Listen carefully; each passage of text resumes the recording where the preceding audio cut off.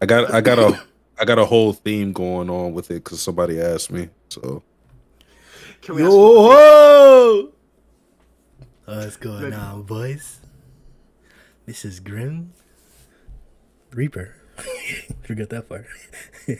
Bringing you that sorry, I thing. thought it was a different Grim. Thanks for clearing that up. I was really concerned. You good, bro? You good? Now we know. So as you know, guys, it's been a slow time in the arc and the storyline, so some things are delayed. But fuck it, we are here 195 and 196 live reacting first, and then we're gonna continue on with the podcast. Like the video, subscribe. In the description, you'll find links to a bunch of different channels, all of which happen to be ours. Subscribe to them. Now let's begin.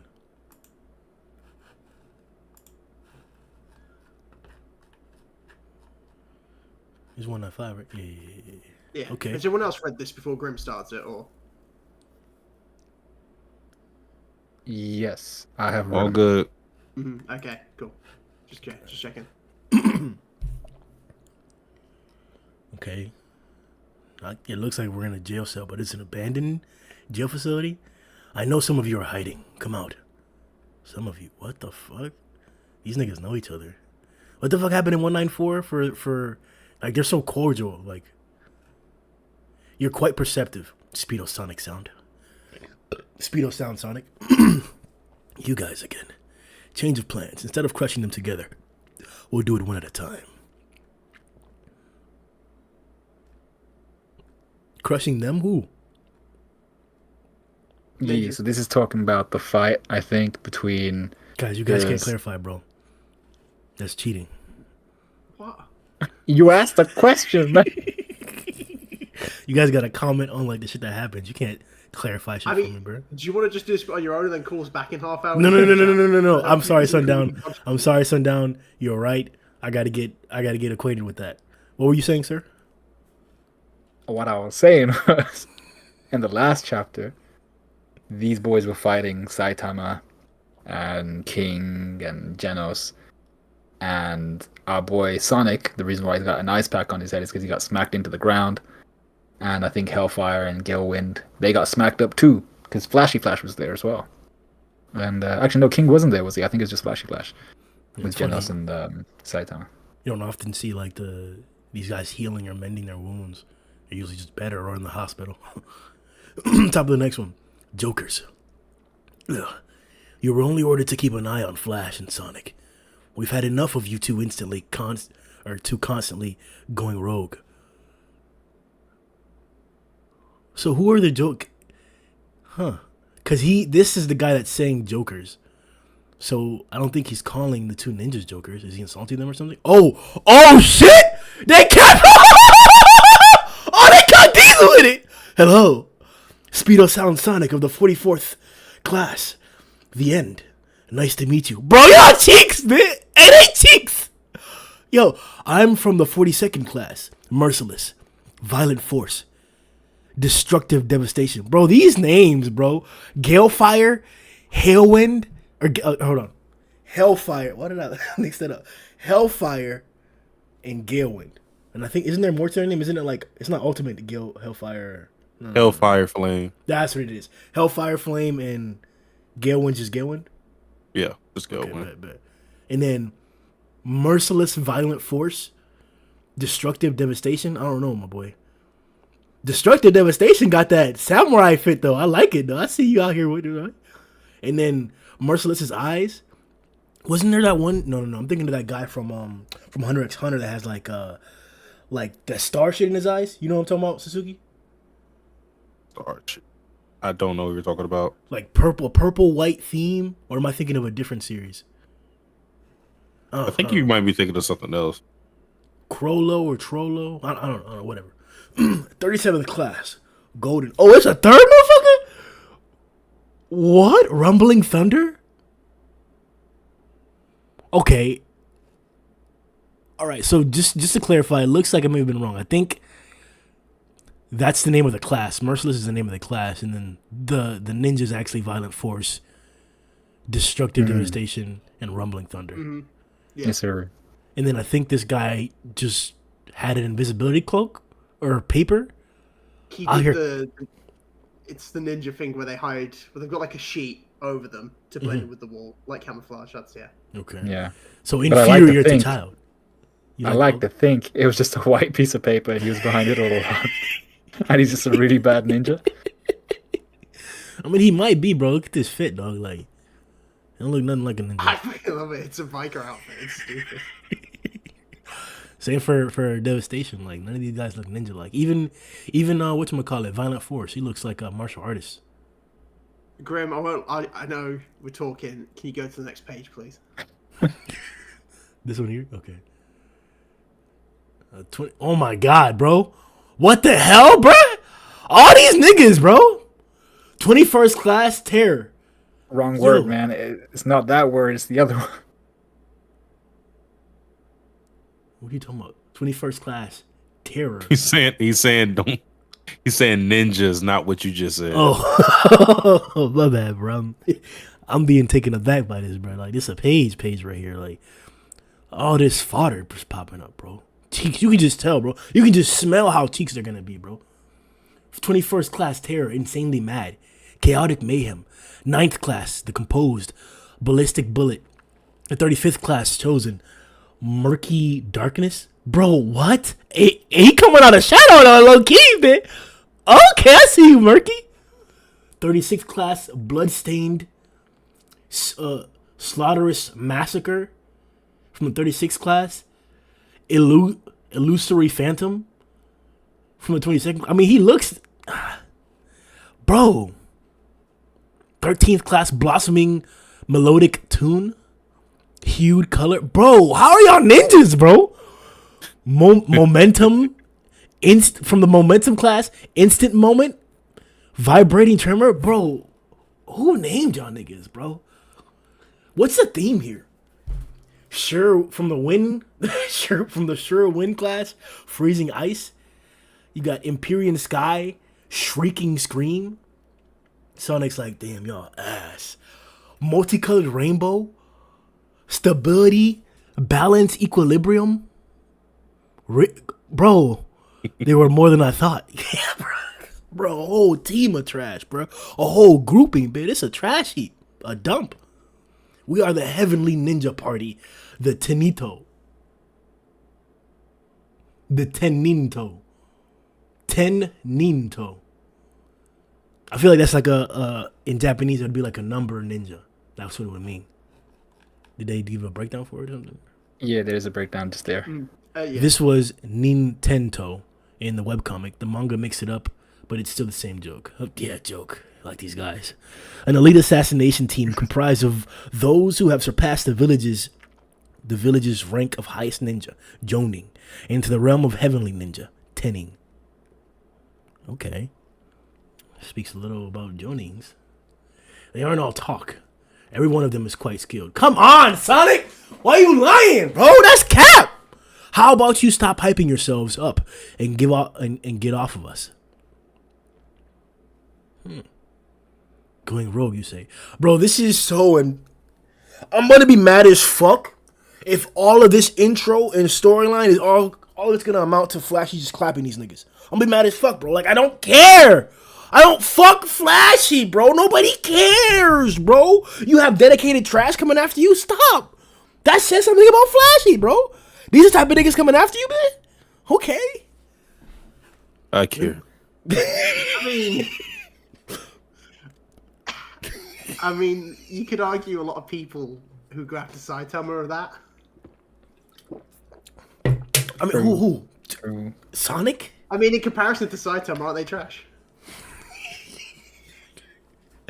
All I'm saying is that you can tell these guys are gonna be bottom of the barrel, like fucking. All I'm saying is some punk wasted 20 years of his life traveling across the universe to me to get taken down. Okay? Oh shit! Oh shit! Hey, put respect on Boro's name, bro. Put respect on Boro's name, Matt. What are you doing? What are you talking about, bro? What are you saying, bro? You cannot do that. You cannot do that. You cannot do that. Boros? Come on, that's like talking shit about Woros, bro. Like, you can't talk about the brothers like that, man. Who's Come on. Boros? Come on, man. Not Boros. Nah, bro, it's Woros. Mr. R, let's hear. Going rogue, you say? Let me ask, does it make you guys happy to team up with people who are who have to rely on numerical advantage just to take revenge?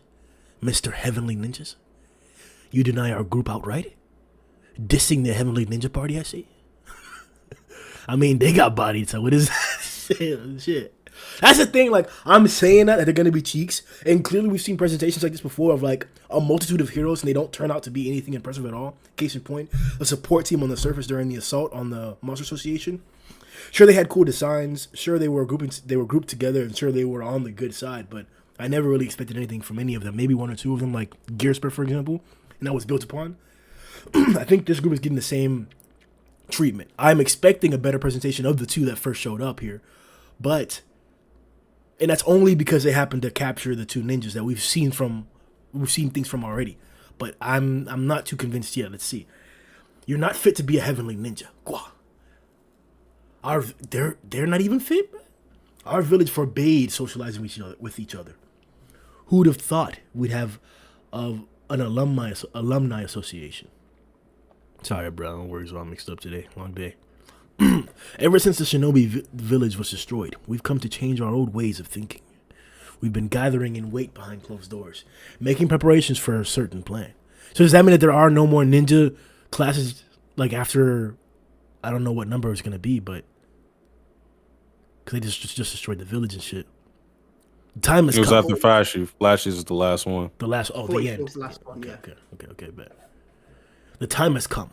That man has finally awakened. Somebody woke up, it? This world will be turned upside down. Who are you talking about? Him? Oh? Nani? Bro, Blast was at the bottom of that picture, bro. What? Who? That man was the founder of the ninja. Oh, they gotta be talking about Blast's nigga. The nigga that we saw with Blast. They gotta be talking about him. He's awakened? Is that what was in that temple? Remember when Garou did the I think it was a great fudging, and he bulged the other side of the earth? We saw a temple pop up on the other side. Is that what was awakened? That man was. That one wasn't. That was the dragon that Saitama beat a couple of chapters ago, or the chapter before. With the, like, Dragon Ball type things? Yeah. Okay. For real? Yeah. Because, like, the design, someone pointed out to me that's the same, like, if you look, that's the same design of the dragon on the temple as the one that he fought. Gotcha. Sorry to ruin all your fun and theories, but, you know, we're here for business today. Yeah, 100%. People have called him the most powerful ninja in history. He lost consciousness after a fierce battle with Blast 15 years ago and had been comatose inside a recovery capsule ever since. With that man as our leader, we will first assassinate our greatest sworn enemy, Flashy Trash, then move on to the public execution of Blast. Oh, so they're trying to kill Blast. Alright, Blast finally has some ops, but who got clapped fighting Blast? Big got knocked out. Is that what he said? He lost consciousness after a fierce battle. Yeah, he got clapped, knocked out. It's got to be that old ninja dude. And he's awake. Like, there's a strong assumption here that they've already contacted him if they both know that he's awake. But no, didn't the dialogue just say that they were looking for him?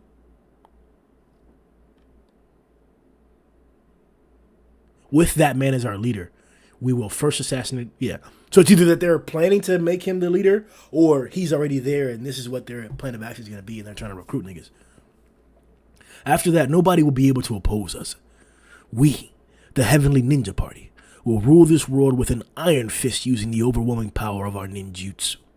Naturally, you're going to be a part of this plan as well, Speed of Sound Sonic. Tomorrow night, you will call Flashy Trash out to this location. Don't worry. We won't force you to kill him by yourself. We'll be lying here in wait too. If you value a long life, you should do what your upperclassmen tell you. That man will be here tomorrow as well. Understood? Top of the next one. Boy, that's right! That's what he's like, yeah!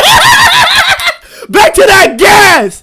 I hear this experimentation with the separation of monster cells. Yeah, I'm here as an observer. So Blast knows about some of these things. Maybe the nefarious side of the association isn't just evil. We know it is, but We want to learn the key to undoing human monstrification as soon as we possibly can. What's this monster here? These two also touched God directly when I did. So I brought them with me as precious samples. Precious? Start the experiment. What the fuck, bro? They just shocking these niggas, bro. What is this? Oh, hey, those guys are from the martial arts tournament. Their numbers aren't stabilizing. Breathing and pulse are going critical. Turn it off. The subjects can't handle it. I guess they're trying to stress them, but that's ridiculous, bro. I was never a human to begin with, okay? So there's no point in doing that stuff to me. They're not good at. Okay, so she was born a monster. It's been a really long time since we've had this conversation about the different origins of monsters, because it's been a long time since we've gotten context from that, at least from the narration in the story. But this puts her into a group that I think we've already established. The monsters exist normally or naturally as well. Not the same as pure blood, I don't think, but it may be the case. Speaking of, how were you born anyways? Apparently, I'm a piece of Lord Garou that got separated during incubation. Whoa. I did not see that relation there. Okay. Strong implications or theories are coming to the forefront about her having psychic powers. But that was just a dummy being manipulated by Garou. I wouldn't be surprised though if she somehow has the powers though, like some saturation type shit happens where like because the body was used, some of the powers residuals were left in there. I don't know. I could definitely see Monaco ending up with power similar to Garou. Maybe not at the same scale though. Was it the sense of hunger? You say you want Monaco Rochi in the future? yo, I didn't think about that, bro. Monaco Rochi, okay. I'd like to think it was the conscience. What's this? The monster's putting himself into the thing? Keep going. What? What is this? What is this about, bro? Why? What's the motivation for you to continue wanting to participate in these tests? He wasn't even one of the ones that was getting shocked as far as we can tell, but it looks like he was either part of that same sequence of experiments or maybe a little bit earlier. I know the kids at the dojo were going to be watching me. At the dojo? Who's this, bitch? But then I went and turned myself into a monster. There's no way I can look them in the eye like this. So I think he believes that there's a chance he could be demonstrified by going through these stress tests just because they're researching it, but there's no guarantee of that. And according to the context of the other fighters, I'm assuming that he was also, like they mentioned, a competitor in the tournament, and maybe he was even a master. If you keep reading, I'll tell you more about like them at the end of the chapter. Keep reading, and then I'll explain more. Gotcha. Just so it keeps going. Please. She kind of cute. Why she got a tie on? Take that shit off. Where them titties at? All right, Sitch is like, yeah, go ahead. Oh, how right. How did we get that from that panel, dude? Just saying. Subject number 3. How Mokichi's numbers have stabilized. This is promising. So their psychological state is key. Okay, so you got to be willing to demonstrify. That's what they were, I guess that's what the dialogue was getting at. You have to be willing to demonstrify. This brings up so many ethical questions about the entirety of the series. Do you know how many monsters Saitama has killed just regularly, bro? I understand this is a monstrification case from a monster cell. So they started off as humans, as Monaco pointed out. But we don't know the origin of these other monsters. We don't know what that really means or what the case is. Like, Monaco is an example of the pacification of monsters in the series. That's one of the first times that was established, where a monster clearly something that we were just adversaries against. There was no more a dilemma there before. Now we are starting to contemplate that. Should we not just kill these without a second thought? Bench time.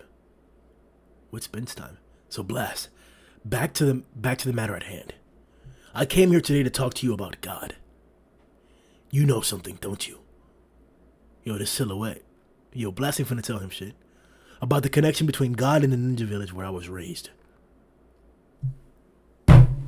Murata! Okay, so they're from the golden class. Joining along with the tuning and gaining a real historical rank. Standing isn't. Gotcha. I'm not reading that ripcomic shit. Fuck y'all niggas. This definitely moved the story along. Good chapter. We're gonna keep it pushing, guys, to 196. So wait, Matt, did you want to say something about I can wait till you still read Amokichi? it 196. Yeah, I can wait. I can tell you now. It doesn't. They're ready to do the next chapter, so I can tell you about Hamakichi now, or I can wait until you're done reading if you just want to keep pushing. Floor's yours, brother. Cool. So the reason why it's working with him is because like the difference is the backstories in him. So like the other competitors like Ben Patsu, that's the guy who fought Snake, who's just like uses like lots of cheap tactics. Like he's a bad guy, doesn't want to transform. Hamakichi's backstory was like he was like a martial arts dojo, but he taught like kids and elderly. He was super cheap. He was very good, but he almost had like a moment of weakness. Like literally, he had a moment of weakness when he got beaten by someone. I think he might have been Chose he got beat by. Then on top of that, like he mentally was weak from that. He's like, I'm sick of being weak. I want to be strong. And it's like that one moment of weakness. So now he's regretting it and he wants to change back now. So the difference is like he's actually always kind of been a good guy and he's ready to change back. Okay, and this is the context from the dialogue from around the super fight, right? Yeah. So like if you read like the character introductions, it gives them facts, and his is literally like, oh, he's super nice and helps out kids, and that's why he's concerned about the kids in the dojo. He's like, I don't want to be that. it was chapter 72 where we saw him eating a monster cell. If you remember, Goketsu like gave everybody monster cells, and some people immediately took them. But he was the one that was reluctant to do it until he, was further threatened. And here's his dialogue as he's eating it. He says, "I'm tired of teaching self-defense classes for hardly any money anyway. If becoming a monster means I can live freely by my desires, then ... Then that's when he turns into a monster." Wow. Yeah. So he had a bad day and he regrets it, which is understandable. Man, this is gonna be weird. We're gonna have to get used to it if we're gonna do this continuously, because I want to just talk about that right there. That's gonna be the main topic of conversation for the podcast. But we gotta keep fucking reading. Just keep in mind, like, one is not mediocre or average or good. I had zero expectation for him to connect this plot point with the character's original origin. Absolutely no expectation for that. It's a minor character. And he's using that to build the basis of the storyline moving forward. Like a little inkling intro from the super fight arc, bro. Like, I like it, my boy. Let's keep it pushing. 196. Alright, Blast, what's good, bro? You know something, don't you? About the connection between God and the ninja village where I was raised.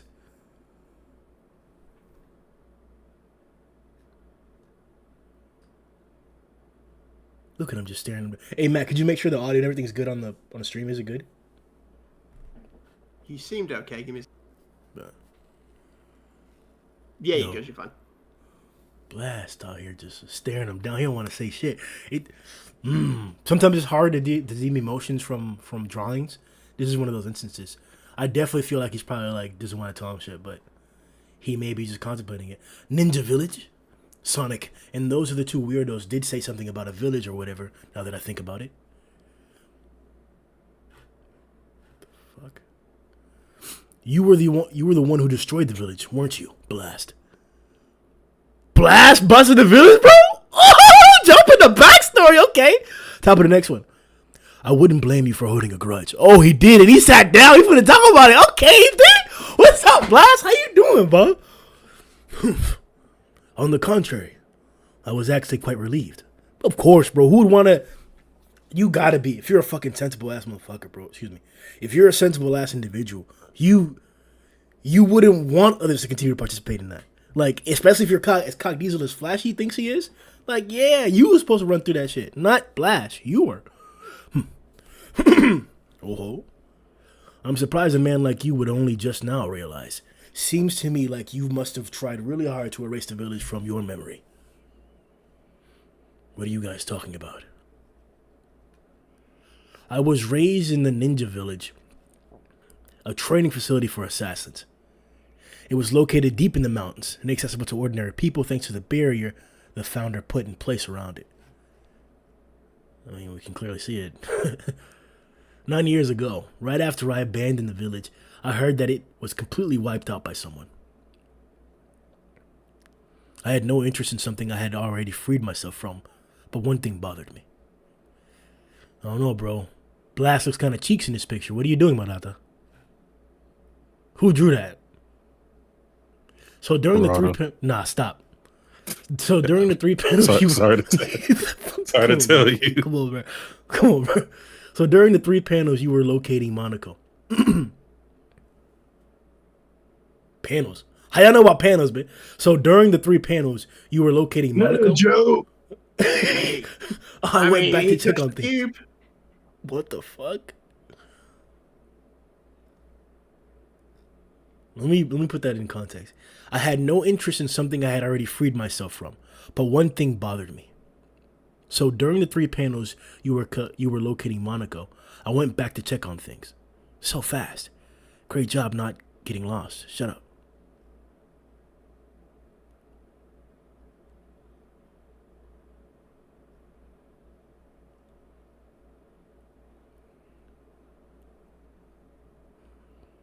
Don't get me wrong, that's impressive.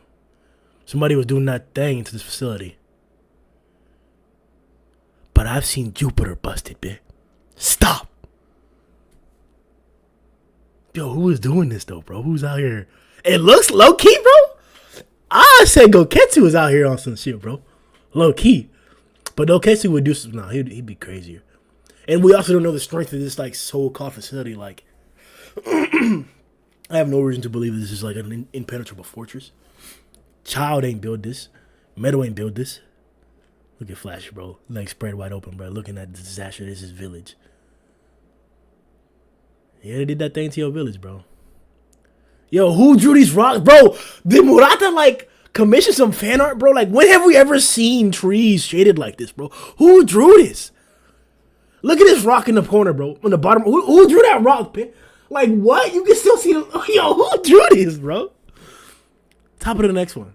All right, he's staring up, walking down the stairs. Okay. Broke through the hole. Okay, damn. Holes. Where have we seen holes like this? I'm trying to, like... I don't know, man. Because you would think if these were, like, blasts or punches, you would see more stress marks in the rest of the material or scorch marks, but that isn't the case. These are, like... It looks like somebody, like, literally cut through it with a circular shape. And we haven't seen that from anybody, I don't think. Control panel. Oh, this is where the cube was. Somebody came for the cube. Or somebody cut underneath the cube. When I saw the marks that appeared to be carved out of space in spherical shapes, I immediately knew who had done it. Okay. So that's the after effect of Blast activating his capabilities. Did you attack them to recover the cube? Thanks to my annoying upperclassman ninja, I was finally able to connect the dots with my memories. The cube enshrined in the depths. The facility which could only have been molded after it. And... Oh shit, was that silhouette not fake in the last chapter? That silhouette, I thought it was just like a back image of the personification of the monstrosity that villain would or is or portrays. But no, he really has teeth like that. His eyes are really fucking big and wide like that. What did Blast do to his ass, bro? God damn, you got clapped, bro. Look at them shits, bro. It's been 20 years, man? 19, 15 years? God damn, nigga, damn, bro. Yo. Top of the next one. The village founder sleeping in a recovery capsule. He looks like Chose, bro. Who barely even looked human. Is it safe to assume he was given powers by God? Yo, is Blast confirming this is the first blessed nigga? But there's no correlation here because both times we saw God take power. We don't have an instance of God not taking his power after somebody's failed or after a defeat. And according to the context that we just got, that was a defeat up against Blast. So why isn't he dead? Like, awakened and said he got knocked out, lost consciousness and shit like that? Like, is he still blessed? Like, are we about to see a blessed nigga that's not super cock diesel or like cosmic level? Like, the village founder sleeping in a recovery capsule who barely even looked human. Is it safe to assume he was given powers by God? That guy is my partner. We used to hunt the cubes together. Yeah, bro, we knew they was buddy. Oh? Yeah, this nigga, yeah. This is the exact same nigga we're thinking about. With the V on his forehead. I didn't know it was a V there. Shaded out. Double plated. Chest plated. Hey, that shit rhymed, bitch. His name is Empty Void. Bro. Alright. Yes, that's the most badass of the ninja names, bro. Like, who names themselves Flashy Flash, bro? Like, come on, bitch. What are you doing? As a collection of names that were on that, all them niggas, bro, trash ass names. You got niggas out there named Empty Void, and you choose Flashy Flash? Like, come on, what are you doing, bro? After he monsterized. What does that mean? We did not have Orochi cells back in this time period. It looks like we can confirm, or this is an instance of them reiterating the fact that you can turn into a monster for any particular reason, and it's happening more often. It looks like this is one of those rare instances back in the day where it occurred. But he forbade anyone from using his name and supposedly went by that man among you and the others. Yo, that's like changing your name to I'm him, bro. What is that? Yo, hey, I'm him from now on, bro. To all the ninjas. What? Bro. Or is that your ninja name? I'm him, Grim. That's what it would be, bro. It would have to be that, bro. I'm him, bro. Bro, what is... Like, what do you mean forbade? Like, yes, Garou... And here's the other fucked up part about this. Blast isn't even clarifying if there's a difference here. They said monsterized. Blast said monsterized. Flashy asked about if this nigga was blessed. So is Blast confusing or conflating being blessed with monsterization? Not talking about an Orochi, so we're talking about natural monsterization. Are those one and the same in Blast's eyes? Because if it is, that confirms the God theory, nigga. We want to put back. Yeah, nigga. Bro, nigga. It was more than a year and a half ago we said it.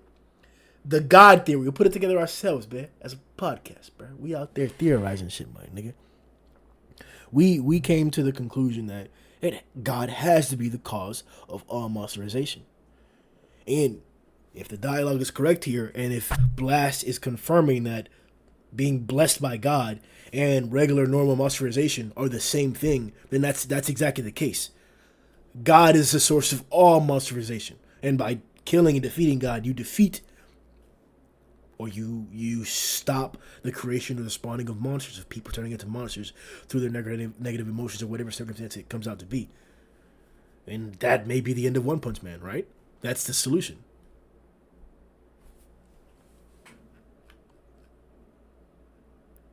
Empty. Boiled. It's void. It wasn't funny. Another name that's like saying a fractured, broken bone. He's the only person with the ability to open the gate of the celestial rock cave. Murata, what are you... This has got to be one, bro. Why are you naming shit like this, bro?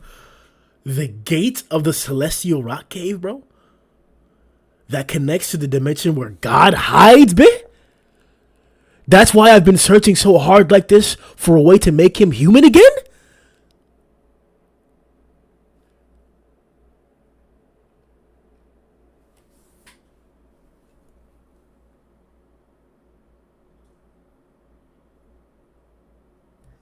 Nigga, what? Human again? No, he talking about his boy. He's not talking about. Oh, he's like, oh, I thought he was talking about God, bro. I thought he was talking about God, bro. I thought he was talking about.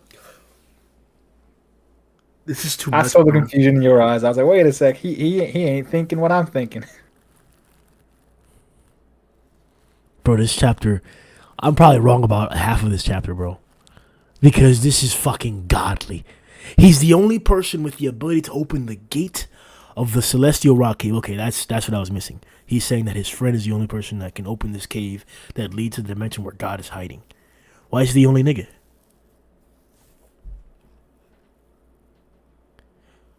So he's trying to make him human again. I mean, we saw. The question still stands. Is Blast conflating being blessed with monsterization? Or are those confirmed still two different things? Excuse me. Letter of challenge. Oh.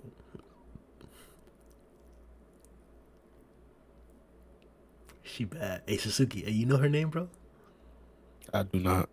Me neither, bro. Who we going to? Who we going to? We just received a letter addressed to Mr. Flashy Trash. A letter of challenge. It's from Sonic. Bro, these niggas, dog. That man has awakened. Bro, he's after your head. Running will do you no good. It's time to settle the score. Come to my hideout. I await you alone, at the place where childish dreams are seen. That man has awakened, it says. Such fortunate timing. Yo! Please don't off-screen this, bro. Let us see the fade. It's been 15 years since he was grievously injured in the battle with me and escaped. He could have recovered a long time ago and was just waiting on the right timing to make his comeback. Seems like he couldn't. I mean, we gotta have a conversation. We gotta have a conversation about Blast. I don't want to get too deep into it, but why is he never killing people? EC, this nigga. Seems like he couldn't deliver the final blow. What a softie. There's no way his handwriting is this pretty. You sure it's not a fake? No. This is definitely his handwriting. I taught him. So the letters of challenge I got were just scribbled out lazily then? I'm kind of offended, yo. That man has awakened. Blah, blah, blah, blah, blah, blah, yeah. It appears Sonic has already fallen under that man's control. He was bro, just say his name, bro. He was probably forced to write this to lure me out. If I go to the hideout, it's highly likely that Empty Void will show himself to try and finish me off. Who? That man. Oh, him. Okay, go ahead. I was confused too. Yeah, Empty Void died a while ago, mate. So yeah. This is the perfect chance to redeem yourself, isn't it, to Blast? What, to kill him? Bro, Blast really out here chilling with the gang! Bro, it's a squad out here, man. Look at him. Who drew this, bro? Bro, why? We literally got a panel of Saitama and Genos together walking up into the facility, and it looked spectacular. Why is this okay, bro?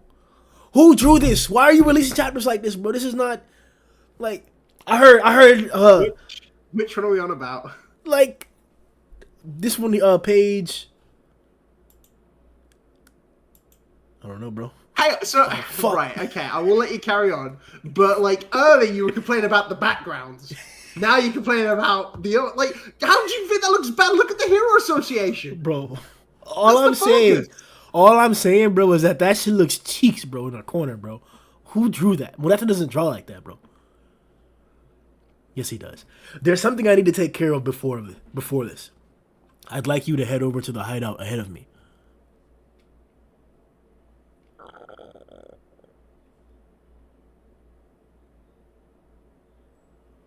Is he sending them to the place where Sonic's going to be before him? Like, you're so pussy, bro. What? So you're going to send your friends to the place where your enemy's challenging you first? What if he fights them first? Bro, this nigga's so pussy, bro. He knows that they're all three of them probably stronger than Flashy, bro. Even Monaco, bro. Bro, it would be fucking hilarious if end of series full power Monaco stronger than Flashy Flash. I would die.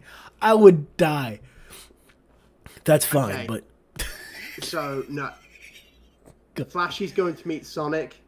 They're going to the hideout, what hideout? Oh, the base. the ninja hideout. Yeah. I wasn't gonna say nothing. I just a bit done. Well, we gotta clown Flashy, all right? Just No, we don't. That's the thing. Hey, no, you don't. If I would do something stupid, there's nothing stupid been done. The address for the hideout that's written on the back of the challenge. Are we sure it's correct? Not. Do they even realize they're ninjas? Are you coming too? Look at Kate. Yeah, got nothing better to do. I think that right there confirms that he doesn't know that Saitama was the one that defeated Garou. I think that right there confirms that. Because if not, he'd be like, oh yeah, we gonna need you, Kate. Or he'd be like, hey, Kate, show me how to fight. Or he'd be like, hey, Kate, where you got all that power from? Or he'd be like, hey, Kate, come to this gate here and see if you can open it. Or some shit like that. All right, you'd better hurry over here too.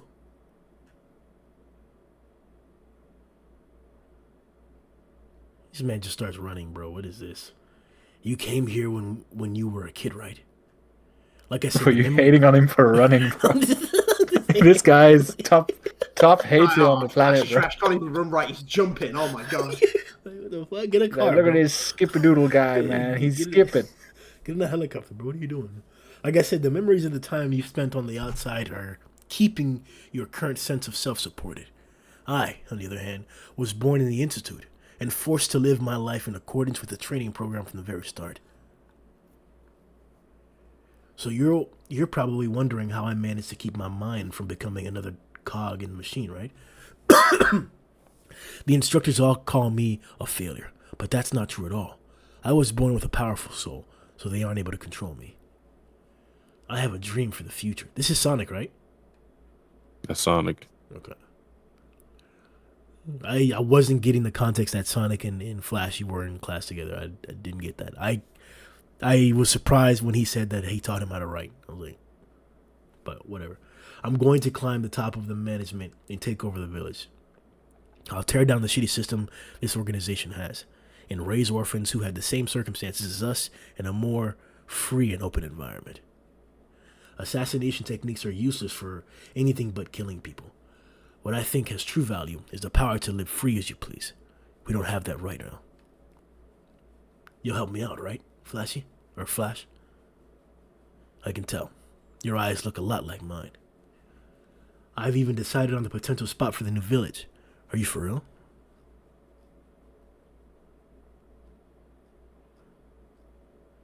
Huh. Meet Sonic there. Huh. That does give some new context to to their relationship.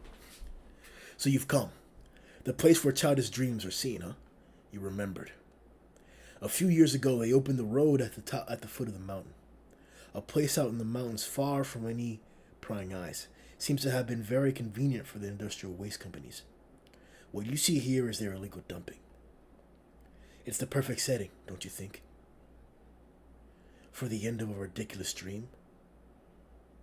Oh shit.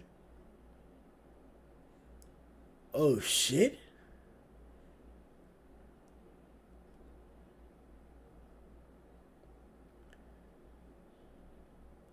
Yo, that ending was way too badass for the disparity of power here. I have no expectation of Sonic to be able to do anything, but you, like, what, bro? Like, why you out here? Why you pulling out your blade like that? Like, you about to cut this nigga in half, bro? Like, and it looks so good. He didn't even, like, the fact that Flashy responds in silence, putting out his blade too, is like, oh, let me do this before you kill me. Like, why are you so, in everything you're trash, bro? What are you doing, bro? I just saw you fight Platinum, bro. You held off Platinum for a few punches. You was doing decent, bro. And now you're pulling out your blade with Sonic? Stop. Besides those 2 panels of ridiculousness that Murata's out here tripping on, spectacular 2 chapters. Moving the storyline forward tremendously, expeditiously, bro, with great intent. It's like a tease, bro. He'll do this at a certain point, bro. Like I thought we were getting that with the psychic motherfuckers, and then we went to trash. Now we're getting it here again. Some good shit.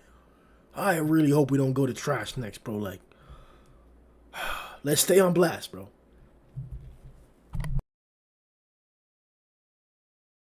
That's it for the chapter. Now we're on to the podcast. We got the boys here, as you guys already know. Sundown, Satsuki, Matt. We're waiting for Kishin to slide through. Oh, is that Kishin right there? Yeah, there it is. Hi, Kishin. How you doing? There we go. Hi. I've been here for a minute. I'm the one that screamed the meta joke. I've done enough. I just read 2 chapters, so you guys, please, take over for a while. All right. So now that we got all the hating out of the way with Flashy Flash, I guess the question I want to ask for everybody is, how do you feel about Flashy Flash and Sonic's relationship now that we got further context as to some of their dreams, aspirations, and the mini flashback that we got? Any change in opinions? I think my main opinion, more than anything, is why. Like, it's not even an opinion. I just keep asking, like, why. Like, basically, it's because they're not giving us everything. Because we know for some reason Sonic stayed with the. Well, we assume Sonic stayed with the Institute, whereas Flash left. So, what's the tear that happened? Like, why did they go these separate ways? Is it due to the skill level? Because I know a lot of people say that Flashy was the best, or is it something else that tore apart? Because I mean, the new context is I always assumed that, like, Sonic was trying to follow Flashy's steps, but it might have been the opposite way, where looking at this, it's actually Sonic who kind of took Flashy under his wing. It was like, listen, we're going to do this. We're going to reform it. Gives me new opinions on Sonic, because Sonic he still is a bit of like, I'll just kill anyone for the job, but he actually had goals of, like, I guess, opening an orphanage and trying to look after kids in a right way, not just like, he's not on about killing kids, like teach kids to kill. He's trying to teach kids to live. I want to know why everything kind of turned out the way it is, and we should find that out if these guys are going to spend more time together. But I think if there's something that's small that he actually shows Flashy a lot of respect, is the fact that he sent him that letter of challenge, and even just like the handwriting, it's small, but like Saitama, who's like his true rival, like scribbles, but for Flashy, it's like he took the time to write an actual letter because there's a level of respect there that apparently isn't even there for Saitama. Yep. Anybody else got anything to add on that particular subject? I don't think so. I think Matt's got it all in one, really. I just really want to know how they got to the point where they are today, especially where we have Flashy, who's the hero between them, and Sonic is definitely like more villainous in how he conducts himself. So it's like, how did they get there? Considering Sonic was always like, yeah, I'm gonna raise orphans and kind of teach them how to live life and stuff like that. How did he get from that to where he is now? And yeah, I really want to understand what Matt was saying as well.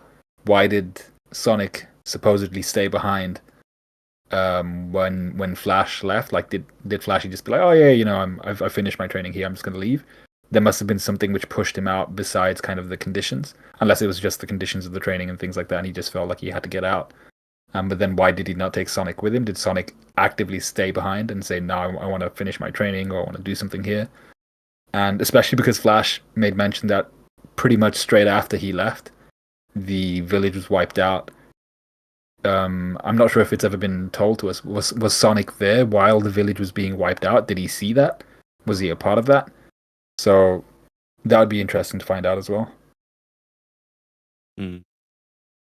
Well, just given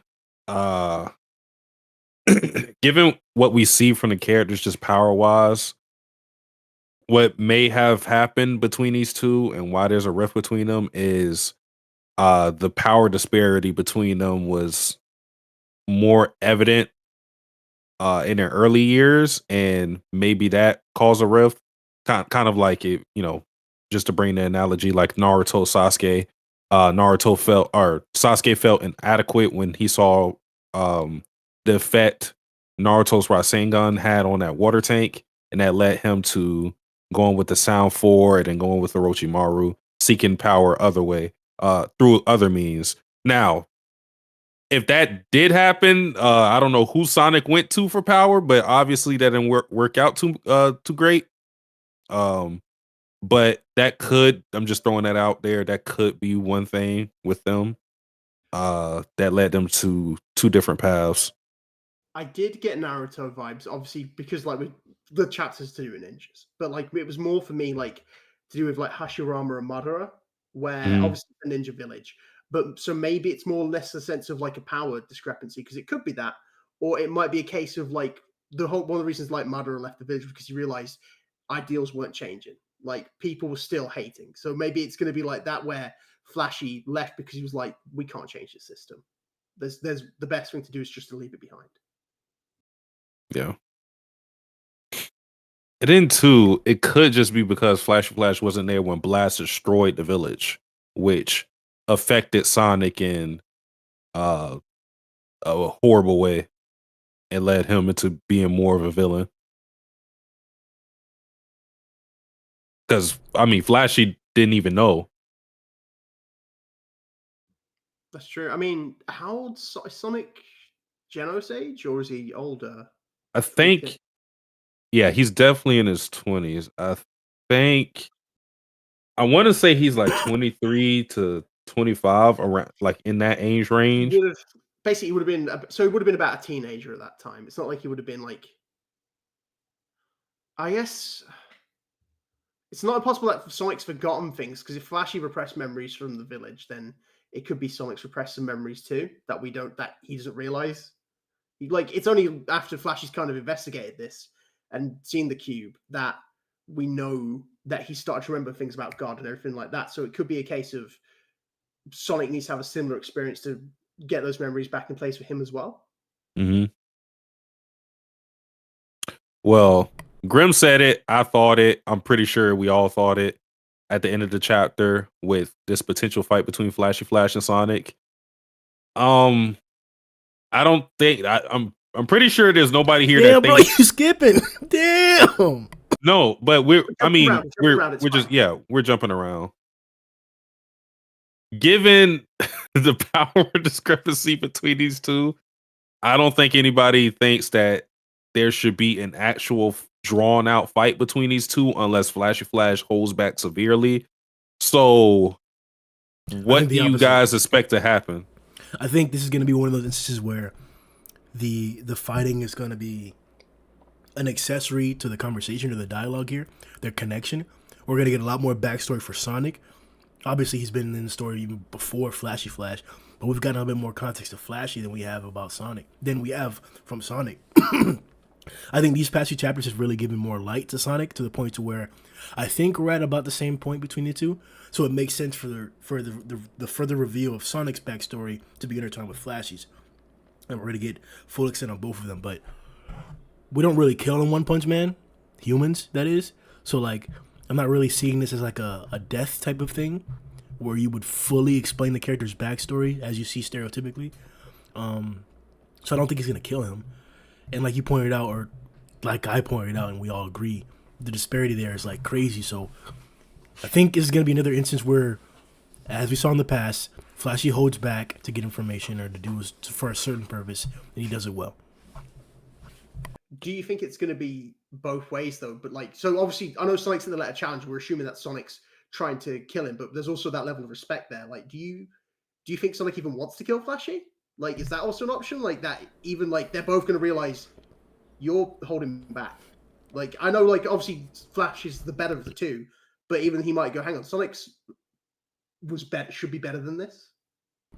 I think they're both the Flash that we just got with them as kids clearly shows that they're good-hearted, and that may be a thing for all kids, but it may not be. We saw shitty kids in Tadio and Magamba's situation, so like I think that's the best indication that like they do have a connection and they're not going to try to kill each other. But at the same time, Like, we've seen him. I don't know, bro. I don't think there's any intent at all to kill from either of them. But like, we don't know how strong the influence of that man is. Like, even Flashy Flash said that man. He wasn't like just reading the note verbatim. He said that man in conversation with Blast. So maybe there's some fear here.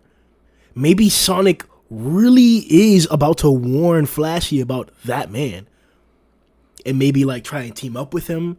Maybe this is like a sparring match to like converse is the only way they know how to do it, or it's a good way that they know how to do it because they haven't fought in so long. Maybe they used to spar all the time and they're just doing it again. I think what's about to happen is that Sonic's about to warn Flash that that man is coming and that he's going to end up teaming up with him, and then they're going to encounter that man, and that's going to be the next villain in the immediate. It's funny because we got...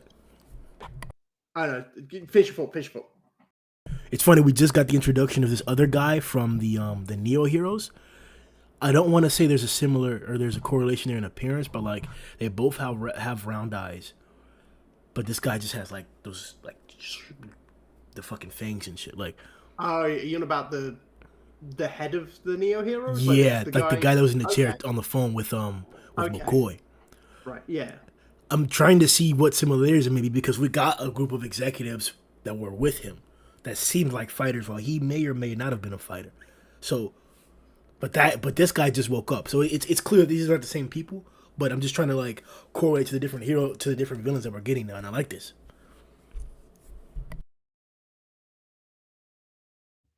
Yeah, the only point I was gonna literally, I think it's because Naruto's on my head with this one, but like there's the scene in Naruto where like Madara and Hashirama deliver the message by like skipping their stones. It could literally just be something like that where there was a way that they like ended their matches, or if they did win a match based. I think you're on the right track with that, Grim, is what I'm trying to say, where I think there's going to be a message that's delivered just between the two of them, like a code that they know that like something else is going on. Oh, you think the other ninja are still like monitoring Sonic so they would know if he just told them straight out right, like, hey, be careful? Yeah. I see, because we all are kind of assuming, because I did the same when I was live reacting, that it's going to end with a fight, and they probably are going to have a little bout.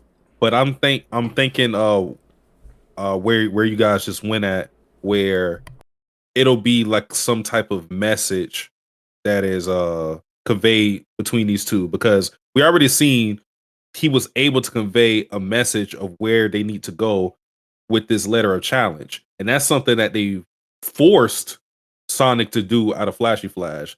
So given that these are ninjas, they're probably watching him at all times to make sure he's doing this to get Flashy Flash in the hideout. So what I think is going to end up happening is they'll, like I said, have their little bout. It's not going to, even if somebody gets beat, they're not going to, they're going to hold back. Maybe someone gets hit with the back of the swords, whatever it may be. And that'll be a sign as to warn Flashy Flash of what's going to happen once he goes to the hideout. I guess you're right that like we can't. I apologize. I was like ignoring those other factors. Like, yeah, they have to do a secret message like that because there is the expectation that that yeah, not only can they kill Sonic, but that man is around. Like, they were able to pin both the ninjas. Like, both the ninjas that we just saw hype up and fight Flashy a few chapters ago, or arc ago and shit. They pinned these niggas like nothing, bro. So, even if they're not monstrified, they're still competent. I was clearly underestimating this group in terms of what they could be capable of. Shit, man. Like, now that I'm just chilling now, bro. I'm thinking this is kind of a setup where we could get an entire other monster association. Like, this is similar to that. If you guys remember, during the beginning, I think it was during the super fight, we got flashes of all the different demons that we would be seeing in the actual invasion. Like, we saw them beforehand. We got to see them, not only the dragons, but some, not a lot of the dragons, only two of them, Goketsu and Neon. But we saw the majority of the demons. So this may be that same instance. This may be them building the demon class or the foot soldiers of the ninja or that man's army. I understand where you're going with like that, but I think the Teninto are such One Punch Man characters where they like to introduce a load of characters who you think are going to be important, and then they don't matter. I think this is just a classic, like, we're gonna cut to like Saitama and Blast, and these guys are like, we knew we couldn't trust Flash, so we'll end you here, and then next panel they're all gonna be on the floor defeated. Like, that is the Teninto. I don't see them as any legit threat. They're gonna get mocked. There's no other way to show. They are just gonna get absolutely washed. You introduce these kind of characters, it's not as if actually secretly Shrieking Stream is dragon level threat. As much as I would love him to be, like, these guys are just gonna go down their father. I don't know how this is going to turn out as far as Saitama and Blast, since they're involved. But I just feel like Sonic and Flashy Flash have to team up and get rid of the classes on their own as a duo. I think it's symbolic in a way too, because they're the final class, but just based on their relationship, I think. And then two, the fact that they have directed Sonic to bring Flashy Flash, I think that's going to be it's going to bite them in the behind once he actually does get there. And then, like if it happens how we said it was going to happen, Flashy Flash is always going to have to tip that they're lying in wait, and then we'll probably see like a duo and them fighting together or separately. It doesn't really matter, but there'll be that acknowledgement of partnership between those two. But I just can't see Blast and Saitama beating them because it wouldn't really mean anything.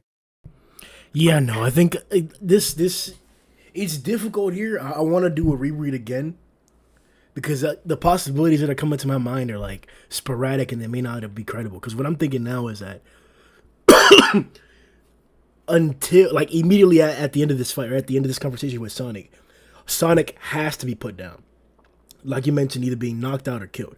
I don't think he's going to be killed, but the ninjas said that they would not let him fight alone, basically. Isn't that what they said? So, like, I think you're right that they're going to get involved here. So I think they could fake a way, as you mentioned, to pass the message along and then knock out Sonic, and then Flashy will have the clearance to kill everybody else if he wants to.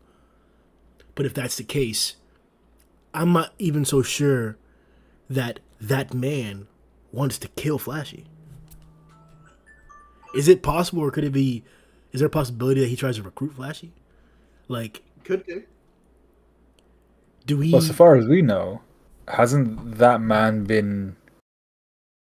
So Empty Void, hasn't he been comatose for like maybe even since Flash was in the village? Does he even know who Flash is? Because he doesn't know who Flash is because we saw the flashback where they're looking in on Empty Void and he's in the capsule, so he's already comatose. He should know who Flash is because so Ninja Village started 15 years ago. Am I right in saying that? Well, we don't know if it started. If we don't know if Ninja Village started that long ago, but we know that the facility that was created that long ago because that's where he's based. Mm-hmm.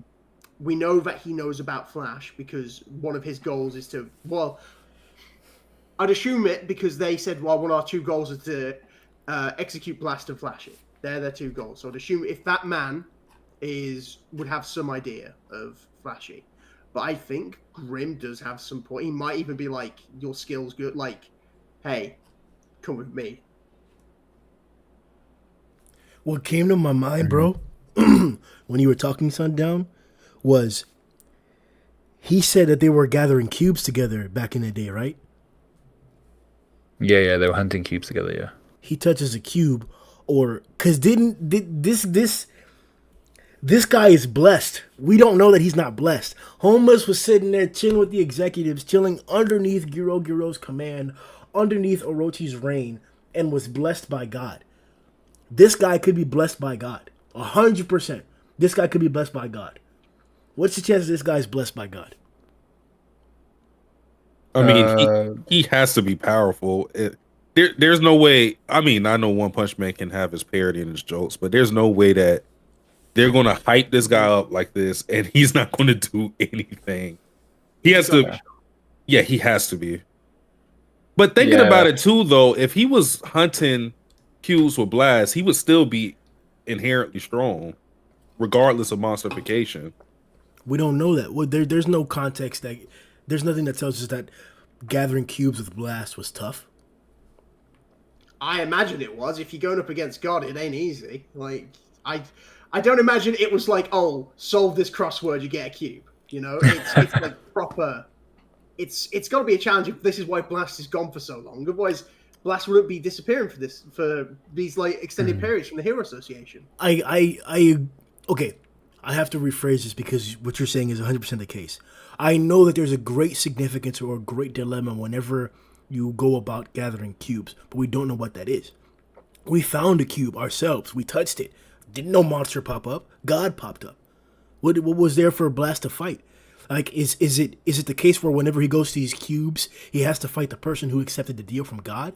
Is that why we're saying that is that why there's an implication that it's tough? Because this stemmed from us talking about the strength of this guy, right? And questioning whether this guy is blessed or not. I believe that what happened is that they were looking for cubes.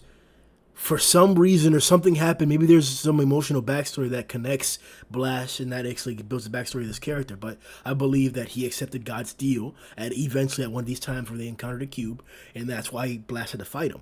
Case in point, Blast fought Cosmic, so Blast can fight blessed niggas, like high skill, high power blessed niggas. So I can concur and agree that even if this guy is blessed, Blast should be able to fight him. But if he's not blessed, and if he's monstrified for a different reason, then he could just be an arbitrary level of strong underneath Blast's level. But that's where I think that's going with that one. That like, fuck. Yeah, there are quite a few unknowns here because we don't know whether he was blessed and monstrified through the blessing, or if he monstrified first and then received the blessing after that. It could be either one, but I think what might have happened is that maybe through what we assume is he was blessed, and then his ability might have been then opening up the portal to God, because that seems to be the one thing that he can do that we're aware of. Oh damn! Sundown! Hey! Oh damn! Bro, I ain't even think of that, bro. God was trying to slide through and come to the real world, bro. A gate, bruh. That's the gate that Blast was talking about, right? Back during whatever whatchamacallit, he was trying to deflect the power that Cosmic had caused. That's the gate. It has to be that. It has to be that. And he possesses this, or he blesses this nigga. And inadvertently, they do whatever he wants. Remember, all the people who have been blessed have been talking about annihilating humanity, killing humanity. Has to be some type of godly influence. Bless this motherfucker to go and open the door so God can come through and do his thing. Am I wrong? I think it's a good idea. I think it's a good idea. I can't really say if you're wrong or right. There could be a number of things, right? It could be either God trying to slide in, or could be the other way. It could be people trying to slide into where God is, because we don't know if like, because there was a part about God finding a worthy vessel. So maybe the more people that they can get across to God, the more people he can test out, see, are you a worthy vessel? Are you a worthy vessel? So yeah, it could be a number of things.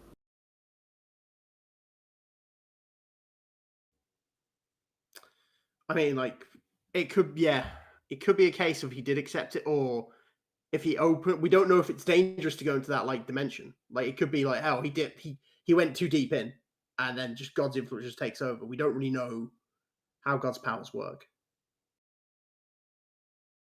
100%. These two chapters have built more of the God theory. 100%. 100%. Especially if this guy's involved, especially if the questions that we were asking from on night 5 are valid. And remember, this is a whole translation thing as well too, but I think it's pretty clear that Flashy asked Blast about the connection between God and the ninjas, and Blast mentioned that his friend monsterfied. So we have to clarify whether monstrification is what Blast considers blessing, or if a blessing is what Blast considers monstrification. Yeah, I mean, like it's still monstrification ultimately. It's just not done a traditional way. In fact, it may be just like the most traditional way. So you're saying that we already have enough information to assume or to say that being blessed by God is the same as being turned into a monster? I would assume. I don't know if there's enough information there, but for me, like it's basically the same. It's just a different format, but it is. But I would not say like blessing is a different thing altogether, because it is a transformation from a human to a different kind of being. Mm-hmm. Yeah. We've seen 2 blessed people, right? 3. We've seen Garou, we've seen Homeless, and who was the third? Sairochi. Oh. Yeah. And of the 3, 2 have changed their body. Garou had no other source, right? He was breaking out of his monstrification, wasn't he? And Homeless didn't change. Homeless was a regular guy. He didn't change in appearance when he got blessed. He got a little crown. Yeah. He's got his crown, he's got his cape, yeah. Fuck out of here. Also, he's never calling Your Majesty. One, thank you. I wonder if you get to choose your fit. Let me know. Because I think that's the biggest question here, or one of the big questions here. Or maybe I'm just nitpicking. Maybe it doesn't matter, like Matt's saying that, like either way. But it means everything. It really means everything. Like if they're one and the same, then it's confirmed. God is the reason why people turn into monsters. Whenever you go crazy with your emotions, whenever you start sniffing panties and you just love sniffing panties, like that's what. Thank God monstrification isn't real. I would hate to see your monster. I think we already see it. Yo, I'd be a high ass dragon, nigga. Yo, I'll damn near be above, bro. Nigga, if I was a monster, yo, what would be my thing? None of us are above Tiger at most. Stop, bro. Stop. I'm that. Matt, I'm him, all right? From the rest of the podcast, refer to me. I'm him, Grim. All right? like, we are, if for anything, we're the internet guys that Flashy and the ninjas fought last time. Nah, you fucked up. Hell nah, bro. Hell, we're those silhouettes that were behind that guy on the phone. I was talking to McCoy. Yeah, we're those silhouettes, bro. Yeah. They're gonna be Okay, watch out. Yeah. No, they're gonna get mopped, dude. They're gonna get mopped. I ain't one of those guys. So I'm about to come and just. Oh shit. All right. Speaking of that though, Haki, the Tenin toe, is that what they're called officially? The Tenito? Mm-hmm, the Tenin toe, yeah. Okay. Now we've given a little more significance or like weight to what their characters are, right? Or who they are.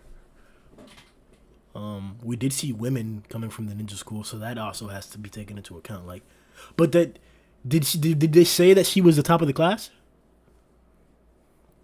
Who The are we girl, talking about? the fat girl, the fat ninja girl. I know who you're talking about. I know who you're on about, but she's not from the ninja school. She was taught separately. Got you. Okay. So this school. Right. I just want a quick round robin. Out of the Tenito, who's everyone's favorite design? Who's everyone's favorite? Design wise, let me look at them again. There are 2 I'm concerned about. There's 2 I think are going to be actual threats, but we'll see. Let's see. The illusionary phantom looks like that thing, bro. Yeah, so like Mr. Sub-Zero on the top left looks pretty cool. And then who was it? It was there's a dude. Go down. Oh yeah, so the biker dude, the guy with the spiky hair. I know Matt likes that guy, and I think he looks pretty cool. Yeah, that guy. Okay. The problem too are Melodic Tune and Slaughterous Massacre. They're the concerned ones.